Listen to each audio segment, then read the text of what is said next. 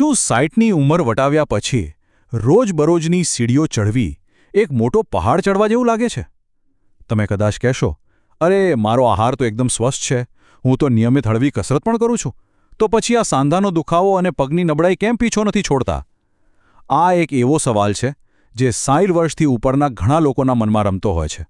આજે આપણે આ જ રહસ્ય પરથી પડદો ઉઠાવવાના છીએ. શું આ માત્ર ઉંમરની અસર છે? બિલકુલ નહીં.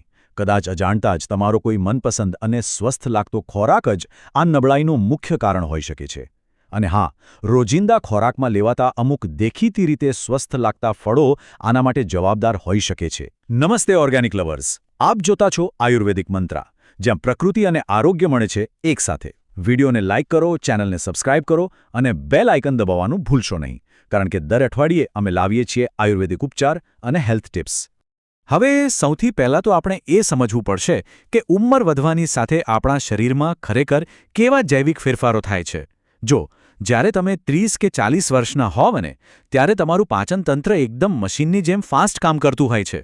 એ સમયે તમે કોઈપણ ફળ ખાઓ, તમારું શરીર એની સુગર અને એસિડિટીને ફટાફટ પચાવી લે છે. પણ 60 વર્ષ પછી આ જ મેટાબોલિઝમ ધીમું પડી જાય છે, પાચનતંત્ર થોડું સંવેદનશીલ બની જાય છે અને લોહી ફરવાની ગતિ પણ ઘટી જાય છે. એટલે થાય છે એવું કે જે ફળો યુવાનીમાં અમૃત સમાન લાગતા હતા, એ જ ફળો હવે સાંધામાં સોજો અને પગમાં ભારેપણું લાવી શકે છે. માનવામાં નથી આવતું ને? તો તમારા મનમાં પ્રશ્ન થશે કે આ બધું અંદરખાને થાય છે કેવી રીતે? ચાલો સમજીએ. આની પાછળ બે મુખ્ય વિલન છે, ફ્રુક્ટોઝ અને ગ્લાયસેમિક ઇન્ડેક્સ. સાદી ભાષામાં કહીએ તો ફ્રુક્ટોઝ એ ફળોમાં રહેલી કુદરતી ખાંડ છે.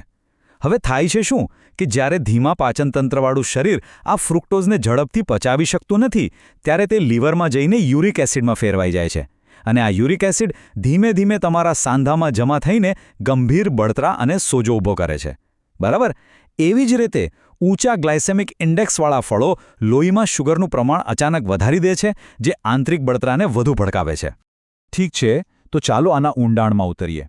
આપણે એવા 7 ફળો વિશે વાત કરીશું જે આપણા રોજિંદા જીવનમાં એકદમ સામાન્ય અને આરોગ્યપ્રદ લાગે છે, પણ 60 વર્ષની ઉંમર પછી એ જ ફળો છુપા શત્રુ બનીને આપણા સાંધાને નુકસાન પહોંચાડે છે.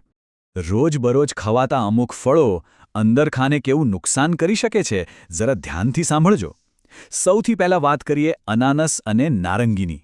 અનાનસની એસિડિટી તમારો રક્ત પ્રવાહ ઘટાડી શકે છે, જેનાથી જડતા અને થાક લાગે છે.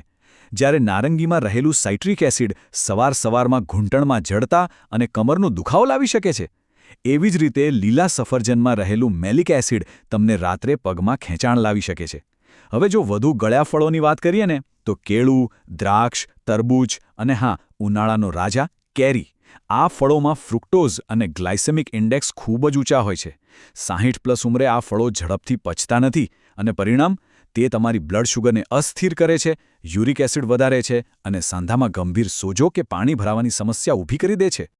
તો આ બધું સાંભળીને કદાચ તમને એવો વિચાર આવતો હશે કે શું મારે બધા જ ફળો ખાવાનું બંધ કરી દેવું જોઈએ? બિલકુલ નહીં. આયુર્વેદ ક્યારેય કોઈ વસ્તુ પર સંપૂર્ણ પ્રતિબંધ મૂકવામાં નથી માનતું, પરંતુ તે યોગ્ય અને સ્માર્ટ પસંદગીમાં માને છે. જો તમને આ માહિતી ઉપયોગી લાગી હોય તો કમેન્ટમાં લખો જય જય આયુર્વેદ. આપની કમેન્ટ અમને પ્રેરણા આપે છે વધુ ઉપયોગી ઉપચાર શેર કરવા માટે. ચાલો હવે ઉકેલ તરફ આગળ વધીએ.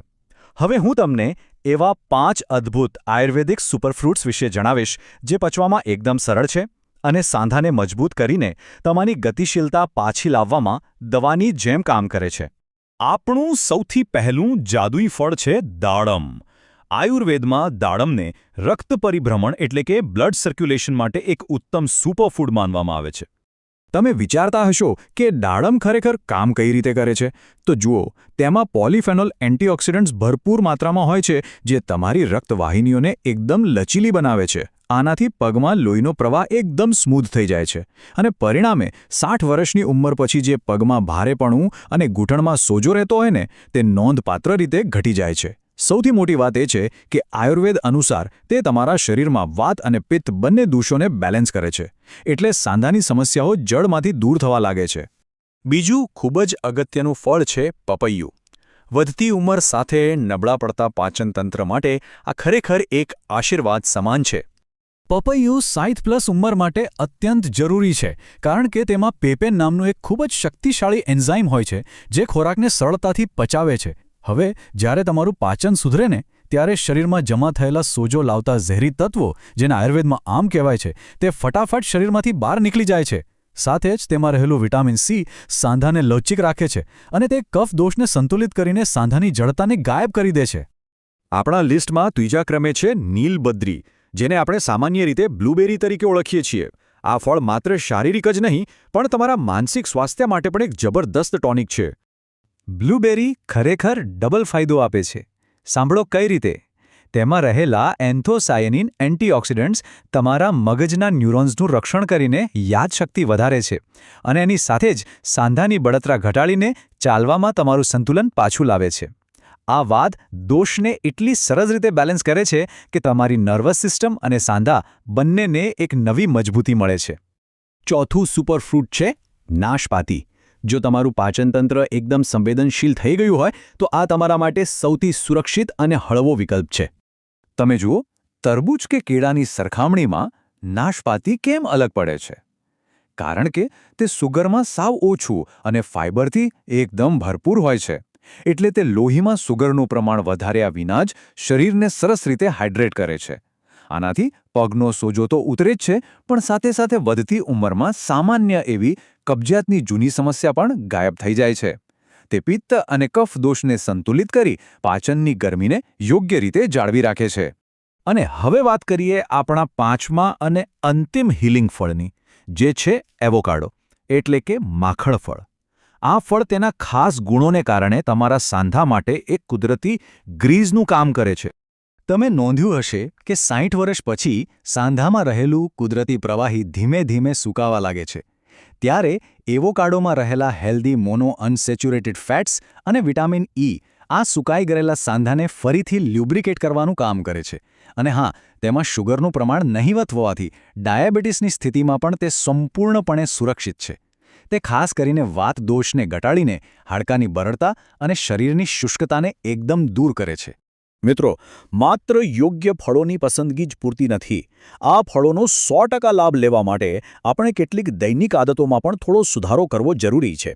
તો ચાલો ફટાફટ જોઈ લઈએ આયુર્વેદિક જીવનશૈલીની કેટલીક શાનદાર બોનસ ટિપ્સ. આ 3 એકદમ સરળ પગલાં તમારા જીવનમાં મોટો બદલાવ લાવી શકે છે.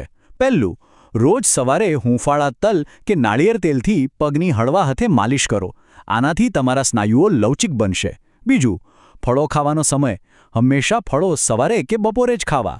રાત્રે આપણું પાચન ધીમું પડી જતું હોવાથી રાત્રે ફળો ખાવાનું અચૂક ટાળવું જોઈએ.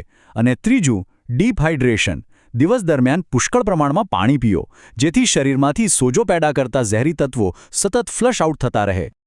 તો અંતમાં એટલું જ કહીશ કે વૃદ્ધાવસ્થામાં સાચી આઝાદી એ જ છે કે તમે કોઈપણ પીડા વિના, કોઈના સહારા વિના મુક્તપણે ચાલી શકો. ખરું ને? આહારમાં કરેલો એક નાનો અને સભાન બદલાવ તમને આ આઝાદી પાછી અપાવી શકે છે. તો આજથી જ તમે તમારા આહારમાં કયું સુપરફ્રૂટ ઉમેરવા જઈ રહ્યા છો? પ્રકૃતિની શક્તિમાં છે દરેક રોગનું નિવારણ. પ્રેમથી પકવેલું, વિશ્વાસથી ભરેલું આયુર્વેદિક મંત્ર, જ્યાં આરોગ્ય બને પ્રકૃતિનું ઉપહાર.